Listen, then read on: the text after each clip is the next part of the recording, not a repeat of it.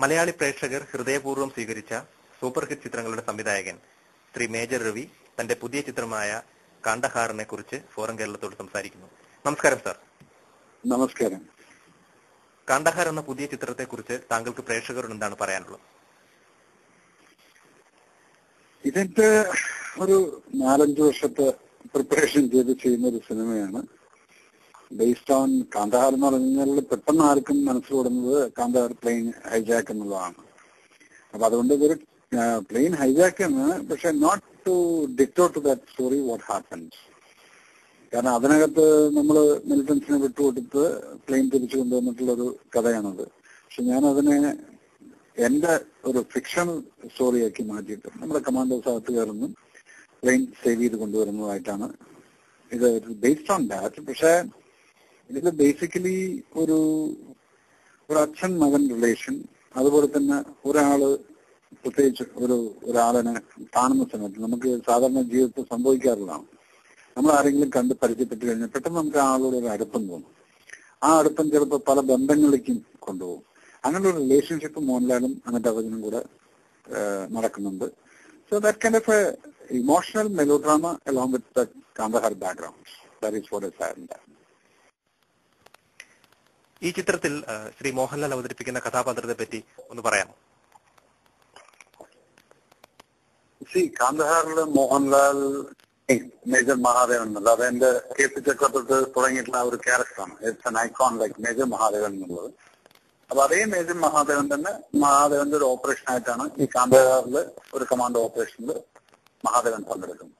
അപ്പൊ his character name is again Mahadevan. ഇത് 3-ാമത്തെ പ്രാവശ്യം എന്റെ സിനിമയിൽ മോഹൻലാൽ അഭിനയിക്കുന്നു. അതുപോലെ തന്നെ അതേ ക്യാരക്ടർ നെയിം ഞങ്ങൾ ഫോളോ ചെയ്തുകൊണ്ടിരിക്കുക. ഈ ചിത്രത്തിന്റെ ഒരു ഹൈലൈറ്റ് എന്ന് പറയുന്നത് അമിതാഭ് ബച്ചന്റെ സാന്നിധ്യമാണ്. അദ്ദേഹം ഈ ചിത്രവുമായി സഹകരിക്കാനിടയായ സാഹചര്യത്തെ പറ്റി പറയാമോ? അതുപോലെ തന്നെ അദ്ദേഹത്തിന്റെ ക്യാരക്ടറിനെ പറ്റി താങ്കൾക്ക് എന്താണ് പറയാനുള്ളത്? ആ കഥ ഞാൻ ആദ്യം പറയുന്ന സമയത്ത് ആ സിറ്റുവേഷൻ പറഞ്ഞ് അമിത്ജിയുടെ അടുത്ത് സംസാരിച്ചപ്പം മൂപ്പർക്ക് കഥ പെട്ടെന്ന് ഇഷ്ടപ്പെട്ടിട്ട് he said yes I am doing it, എത്ര ദിവസം വേണമെന്ന് ചോദിച്ചു. അത് കഴിഞ്ഞ് ഞാൻ 3 ദിവസം മതി എന്ന് പറഞ്ഞപ്പോൾ തന്നെ എനിക്ക് സംശയം 3 ദിവസം കൊണ്ട് തീരുവന്നു. ഞാൻ പറഞ്ഞു അത് പേടിക്കണ്ട sir, I will finish it. Then shooting കഴിഞ്ഞിട്ട് അദ്ദേഹം ഷൂട്ടിംഗ് വന്നപ്പോ ഈ 3 ദിവസം നമ്മൾ ഇതെല്ലാം ചെയ്ത് തീർത്ത് ഡബിങ്ങും കഴിഞ്ഞപ്പം അപ്പോഴാണ് മൂപ്പര് റിയലൈസ് ചെയ്യുന്നത് പടത്തിനകത്ത് almost 30 minutes through the film എന്താ ഇതാ. അപ്പൊ ഈ 30 മിനിറ്റ് ഈ 2 ദിവസം കൊണ്ട് ഷൂട്ട് ചെയ്തെന്ന് പറയുമ്പോ മൂപ്പര് തന്നെ അമിത്ജിയെ സംബന്ധിച്ചിടത്തോളം അതൊരു സർപ്രൈസ് ആണ്. മൂപ്പര് പറയുന്നത് ഹിന്ദി സിനിമയിൽ ഒരു ദിവസം പോയി കഴിഞ്ഞാൽ ഒരു 2 ഷോട്ടോ 3 ഷോട്ടോ എടുത്തിട്ട് വിടും. പക്ഷെ ഇവിടെ 2 ദിവസം കൊണ്ട് ഇത്രയധികം ചെയ്തു തീർത്തല്ലോ. ആൻഡ് പ്ലസ് ആ കഥ കേട്ട വഴിക്ക് ഇഷ്ടപ്പെട്ടിട്ടുള്ളത് കൊണ്ട് അദ്ദേഹം പിന്നെ മൂപ്പരുടെ വലിയ ഒരു ആഗ്രഹമാണ് എപ്പോഴും മോഹൻലാലിന്റെ കൂടെ അഭിനയിക്കണമെന്ന്. ബിക്കോസ് ഈ അഡ്മയർസ് മോഹൻലാൽ എ ലോട്ട്. അദ്ദേഹത്തിന്റെ എല്ലാ സിനിമകളും അദ്ദേഹം കണ്ടിട്ടുണ്ട്. അപ്പൊ അത് ഈ 2 കാര്യങ്ങളെ കൊണ്ട് അദ്ദേഹം പെട്ടെന്ന് യെസ് എന്ന് പറഞ്ഞു. അത് കഴിഞ്ഞിട്ട് ഈ സിനിമയ്ക്ക് ഒരു പൈസ പോലും റെമ്യൂണറേഷൻ വാങ്ങിക്കാതെയാണ് അദ്ദേഹം അഭിനയിച്ചിരിക്കുന്നത്.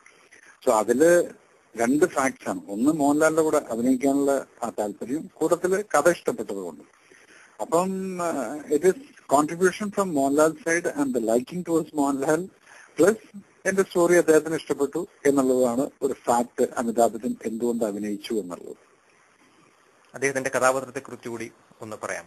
അദ്ദേഹത്തിന്റെ കഥാപാത്രം എന്ന് പറയുമ്പോൾ ഊട്ടിയിൽ സെറ്റിൽ ആയിരിക്കുന്ന ഒരു നോർത്ത് ഇന്ത്യൻ ആള്, പേര് ലോക്നാഥ് ശർമ്മ എന്ന് പറഞ്ഞിട്ട്. പക്ഷെ കല്യാണം കഴിച്ചിരിക്കുന്ന ഒരു മലയാളിയാണ്.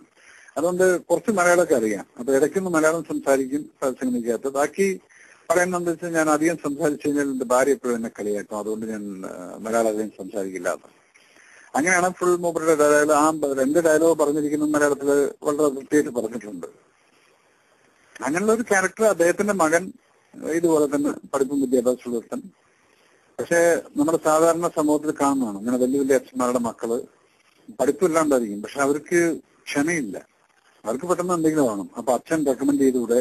പക്ഷെ അതൊന്നും ചെയ്യാത്ത മൂപ്പർ പറയുന്നത് വെച്ചാൽ ഞാൻ ഈ റെക്കമെൻഡേഷൻ കാര്യങ്ങളൊന്നും ചെയ്യാതെ സ്വന്തം മകനാണെങ്കിൽ ശരി, എനിക്ക് എന്റെ മകന്റെ കേപ്പബിലിറ്റിയിൽ എനിക്ക് വിശ്വാസമുണ്ട്. So you do it. പിന്നീട് ആ മകൻ അതുപോലെ തന്നെ വളർന്ന് വലുതായി പോകുന്നതും പട്ടാളത്തിൽ പോയി ചേരുന്നതും ഇതൊക്കെയാണ് ഈ അദ്ദേഹത്തിന്റെ ക്യാരക്ടർ. അപ്പം ചില പോളിസീസ് ഫോളോ ചെയ്യുന്ന ഒരാളാണ്. അതുപോലെ തന്നെ ശ്രീ മോഹൻലാലുമായി താങ്കൾ ഒന്നിക്കുന്ന മൂന്നാമത്തെ ചിത്രമാണ് കാണ്ടഹാർ. ഒരു നടൻ എന്ന നിലയിൽ താങ്കൾ ശ്രീ മോഹൻലാലിനെ എങ്ങനെ വിലയിരുത്തും? മോഹൻലാൽ എന്ന് പറഞ്ഞത് എനിക്കൊരു നടനേക്കാൾ കൂടുതൽ, ഞാൻ പണ്ടൊക്കെ എന്ന് പറഞ്ഞാൽ നമ്മൾ സിനിമ കാണുമ്പോൾ ചില സിനിമകൾ കാണുമ്പോൾ ആ ക്യാരക്ടറിനെ നമുക്ക് ഇഷ്ടപ്പെടും. അങ്ങനെ ഞാൻ പണ്ട് മുതൽക്ക് ലാലിന്റെ, കാരണം പണ്ട് ലാല് പ്രിയത്തിന്റെ ഒക്കെ സിനിമകൾ ചെയ്തിരുന്ന സമയത്ത് ആ ഒരു കോമഡി ക്യാരക്ടറും അതിനകത്ത് സീരിയസും അതിനകത്ത് ഇമോഷൻസ് കണ്ട് ഞാൻ വളരെയധികം ആരാധിക്കുന്ന ഒരു ആർട്ടിസ്റ്റാണ് മോഹൻലാൽ. പിന്നെ സിനിമയിൽ വരുന്നതിന് മുന്നേ തന്നെ ഞങ്ങൾ 10 വർഷത്തിന്റെ പരിചയമുണ്ട്. അങ്ങനെ ആ പരിചയത്തിന്റെ മുകളിൽ പിന്നീട് ഞാൻ സിനിമ ചെയ്യാൻ തുടങ്ങിയപ്പോൾ ഇങ്ങനെ ഒരു ബന്ധം ഒരു സിനിമ പ്രൊഫഷണൽ ബന്ധമായിട്ട് മാറി എന്നുള്ളതേ ഉള്ളൂ. അപ്പൊ ആ പ്രൊഫഷനില് മോഹൻലാലിന് നടനെ കുറിച്ച് പറയാൻ ഞാൻ ആരുമില്ല. കാരണം അത് നിങ്ങളെപ്പോലുള്ള ആൾക്കാർക്ക് പബ്ലിക്കിന് നല്ലപോലെ അറിയാം ഇങ്ങനെയുള്ള ആർട്ടിസ്റ്റുകൾ എവിടെയാണ് എന്താണെന്നുള്ളത്. പിന്നെ ഞാൻ വർക്ക് ചെയ്യുന്ന സമയത്ത് I was really comfortable with him because the body language and ഞങ്ങളുടെ ആ ഒരു അണ്ടർസ്റ്റാൻഡിങ്ങിന്റെ മുകളിൽ it is very comfortable for as far as A director is concern. ഇപ്പോൾ ഇതിനോട് ബന്ധപ്പെടുത്തി ഉള്ള ഒരു ചോദ്യമാണ് അടുത്തത്. അതായത് സംവിധായകൻ ശ്രീ രഞ്ജിത്ത് അടുത്തിടെ നൽകിയ ഒരു അഭിമുഖത്തിൽ പറയുകയുണ്ടായി, മോഹൻലാലുമായി സഹകരിക്കുമ്പോൾ പലപ്പോഴും ഒരു 1-to-1 കമ്മ്യൂണിക്കേഷൻ സാധ്യമാകുന്നില്ല. അപ്പോൾ അടുത്ത കാലത്തായി അദ്ദേഹം എന്തുകൊണ്ട് മോഹൻലാലിനെ നായകനാക്കി ചിത്രങ്ങൾ എടുക്കുന്നില്ല എന്ന ചോദ്യത്തിനുള്ള ഉത്തരമായിട്ടാണ് അദ്ദേഹം ഇത് പറഞ്ഞത്. അദ്ദേഹത്തിന്റെ കാല ചിത്രങ്ങളിൽ ചിലതിലൊക്കെ എങ്കിലും മോഹൻലാലുമായി അടുപ്പമുള്ള ചില ആളുകളുടെ ഇടപെടലുകൾ ഉണ്ടായിരുന്നു എന്ന രീതിയിലാണ് അദ്ദേഹം സംസാരിച്ചത്. അപ്പോൾ താങ്കൾ ശ്രീ മോഹൻലാലുമായി 10 വർഷത്തിലധികം ഉള്ള പരിചയമുണ്ട്. 3 ചിത്രങ്ങൾ ഒന്നിച്ച് താങ്കളുടെ ചിത്രങ്ങളിൽ ശ്രീ മോഹൻലാൽ അഭിനയിച്ചു. അപ്പൊ താങ്കൾക്ക് എന്താണ് ഇതിനെപ്പറ്റി പറയാനുള്ളത്? ഇത്തരത്തിലുള്ള എന്തെങ്കിലും അനുഭവം താങ്കൾക്ക് ഉണ്ടായിട്ടുണ്ടോ? These are all personal. ഇപ്പൊ രഞ്ജിത്ത് പറഞ്ഞു, രഞ്ജിത്ത് എന്റെ നല്ല ക്ലോസ് ഫ്രണ്ടാണ്, എന്നെ വളരെയധികം സപ്പോർട്ട് ചെയ്തിട്ടുള്ള ഒരാളാണ് സിനിമയില്. എനിക്ക് എന്നും രഞ്ജിത്തിനടുത്ത് ഈ രഞ്ജിത്തൊക്കെ ഞാൻ മോഹൻലാലിനെ പരിചയപ്പെടുന്നതിന് മുന്നേ തന്നെ രഞ്ജിത്തും മോഹൻലാലുമായിട്ട് പരിചയമുണ്ട് ഇല്ലേ? അപ്പൊ അങ്ങനെയുള്ള ഒരു പരിചയത്തിന്റെ മുകളിൽ ഇന്ന് അങ്ങനെ എന്തെങ്കിലും പറഞ്ഞു എന്ന് പറഞ്ഞ് അത് I totally leave it to their personal relationship. അപ്പൊ നമുക്ക് ആ പേഴ്സണൽ റിലേഷൻഷിപ്പിനെ നമുക്കൊരു പോളിസി ആയിട്ട് എടുത്തിട്ട് സംസാരിക്കാൻ അത് ഞാൻ ആഗ്രഹിക്കുന്നില്ല. അത് പക്ഷെ എന്നെ സംബന്ധിച്ചിടത്തോളം ഞാൻ മോഹൻലാലിന്റെ അടുത്ത് കഥ പറയാന്ന് പറഞ്ഞു കഴിഞ്ഞാൽ ഇന്ന് 3 സിനിമ ചെയ്തിട്ടുള്ളതും ആദ്യത്തെ കീർത്തിച്ചക്രയുടെ കഥ മാത്രമാണ് ഞാൻ ഒരുമിച്ചിരുന്ന് ഫുള്ളായിട്ടിരുന്ന് പറഞ്ഞിരിക്കുന്നത് ലാലിന്റെ അടുത്ത്. അത് ഞാൻ ലാലിനെ ടെലിഫോൺ ചെയ്തു, എന്നാൽ എനിക്ക് ഇങ്ങനെ ഒരു കഥ പറയാനുണ്ട്, ഒരു സ്ക്രിപ്റ്റ് ഉണ്ട്, അത് ഒന്ന് കേൾക്കണം എന്നുള്ളത്. അപ്പൊ ഞാൻ എന്റെ ഫുൾ സ്ക്രിപ്റ്റുമായിട്ടാണ് ഞാൻ ലാലിന്റെ അടുത്ത് പോയിരിക്കുന്നത്. ബൗണ്ട് സ്ക്രിപ്റ്റ് ആയിട്ട് ഞാനത് കൈ കൊടുത്തതിന് ശേഷം ഞാൻ പറഞ്ഞു അത് വായിച്ചിട്ട് ഇഷ്ടപ്പെട്ടാൽ എന്നെ വിളിച്ചിട്ട് പിന്നീട് നമുക്ക് കഥ സംസാരിക്കാമെന്ന്. അപ്പൊ 4-5 മിനിറ്റിനകത്ത് എനിക്ക് അപ്പൊ തന്നെ പറഞ്ഞു ഇല്ല അതെന്താണ് കഥ എന്നൊന്ന് പറയുന്നത്. അപ്പൊ ആ ഒരു ആകാംക്ഷയിൽ ഞാനിരുന്ന് പറഞ്ഞു, 2 മണിക്കൂർ കഥ പറഞ്ഞു, ഇഷ്ടപ്പെട്ടു. അങ്ങനെയാണ് കീർത്തിച്ചക്രയ്ക്ക് യെസ് എന്ന് പറഞ്ഞിരിക്കുന്നത്. അതിനകത്ത് എത്രയോ ആൾക്കാർ ഇന്റർഫിയർ ചെയ്യാൻ നോക്കിയിട്ടുണ്ടെന്നുള്ളതും, കാരണം അത് മലയാള സിനിമയിൽ തന്നെ പലരും ആ ഒരു പട്ടാളക്കാരൻ ഡയറക്ട് ചെയ്ത് കഴിഞ്ഞാൽ എന്താവും എന്നുള്ളതിന്റെ ഒരു ആകാംക്ഷ എല്ലാവർക്കും ഉണ്ടായിരുന്നു. പിന്നെ ഒരു പട്ടാളക്കഥ. എന്നിട്ടും ലാലിനത് കൺവിൻസ് ആയതുകൊണ്ട് ലാൽ ആ സിനിമ ചെയ്തു, അത് നമ്മൾ വിജയിപ്പിക്കുകയും ചെയ്തു. അപ്പം അതുകൊണ്ട് അതെന്റെ പേഴ്സണലായിട്ടോ അല്ലെങ്കിൽ ഞാൻ എന്റെ ബന്ധം എന്ന് പറഞ്ഞു കഴിഞ്ഞാൽ അത്രയേ ഉള്ളൂ. ഞാൻ അങ്ങനെ പ്രൊഫഷണലായിട്ട് അപ്രോച്ച് ചെയ്തില്ല. ഞാനൊരു ഡയറക്ടർ അല്ലായിരുന്നു, ഒന്നുമല്ലായിരുന്നു, എനിക്ക് സിനിമയായിട്ട് യാതൊരു ബന്ധം ഉണ്ടായിരുന്നില്ല. പക്ഷെ അത് ഞാൻ കഥ പറഞ്ഞ രീതി അദ്ദേഹത്തിന് ഇഷ്ടപ്പെട്ടതുകൊണ്ട് ഡെഫിനറ്റ് ആയിട്ടും അദ്ദേഹത്തിന് അത് ഇഷ്ടപ്പെട്ടു, എനിക്ക് ഡേറ്റും തന്നു. അപ്പൊ അതിനുശേഷം ഞാൻ കഥയുടെ നട്ഷൽ മാത്രമേ പറയാറുള്ളൂ. കാന്താറാണെങ്കിൽ ശരി, എന്നാൽ ഇത് ടാർഗറ്റിന്റെ വാറിന്റേതാണ്, ഇന്ന സംഭവങ്ങളാണ്, ഇതൊക്കെയാണ്, ഇങ്ങനെയാണ് ഞാൻ ഈ ഓർഡറിൽ പോകുന്ന കേട്ടോ. He is to come and act. ആ സിനിമയിൽ നമ്മൾ വിജയിപ്പിച്ചു. അത് കഴിഞ്ഞിട്ട് ഈ സിനിമയുടെ ഇതുപോലെ തന്നെ ഞാൻ പറഞ്ഞു, എന്നാൽ എനിക്ക് ആ നട്ഷലെല്ലാം ഓക്കെ, ക്ലൈമാക്സ് ഓക്കെയാണ്, പക്ഷെ എനിക്ക് ഇതുവരെ തുടക്കം കിട്ടിയിട്ടില്ല. അതുകൊണ്ടാണ് ഞാൻ 2 വർഷം എടുത്ത് ഈ സിനിമ ചെയ്യാൻ വേണ്ടിയിട്ട്. ബിക്കോസ് എനിക്കിതിന്റെ തുടക്കം കിട്ടാൻ വേണ്ടിയിട്ട് എങ്ങനെ ഈ സിനിമ ആരംഭിക്കണം എന്നുള്ളതിൽ വളരെയധികം ടെൻഷൻ ഉണ്ടായിരുന്നു. അപ്പൊ ആ ടെൻഷൻ വന്നപ്പോഴാണ് ഞാൻ പറഞ്ഞു, ഇപ്പൊ വിളിച്ചു ചോദിക്കും എന്തായി നിൽക്കും. ഞാൻ പറഞ്ഞു എനിക്ക് കിട്ടിയിട്ടില്ല, കിട്ടട്ടെ. അങ്ങനെയാണ് കഴിഞ്ഞ വർഷം ഓണത്തിന്റെ തലേദിവസം എനിക്ക് ഇതിന്റെ തുടക്കം കിട്ടിയത്. അതപ്പൊ തന്നെ കാലത്ത് ഞാൻ വിളിച്ച് പറഞ്ഞപ്പോ യെസ് ഉഗ്രനായിട്ടുണ്ട്, എങ്ങനെ തുടങ്ങിക്കൊള്ളണം. അങ്ങനെ ഞാനത് എഴുത്തു തുടങ്ങിയിട്ട് വല്ലപ്പോഴൊക്കെ ടെലിഫോൺ വിളിച്ച് പറയും ഇങ്ങനെ സീനുണ്ട് കേട്ടാ, ഇങ്ങനെ. അതില്ലാതെ യെസ് എന്ന് പറഞ്ഞു. ഇപ്പൊ സ്ഥലം സിനിമയും കഴിഞ്ഞു. പിന്നെ ആരെങ്കിലും വിളിച്ചു ചോദിച്ചു ഒരു കമന്റ്. എനിക്ക് പേഴ്സണലായിട്ട് ലാലിന്റെ അടുത്തോ അല്ലെങ്കിൽ മമ്മൂക്കാന്റെ അടുത്തോ അല്ലെങ്കിൽ ദിലീപിന്റെ അടുത്തോ ആരുടെ അടുത്തും നമ്മൾ എന്തെങ്കിലും പേഴ്സണൽ ആയിട്ടുണ്ടെങ്കിൽ I don't like to bring it to the media.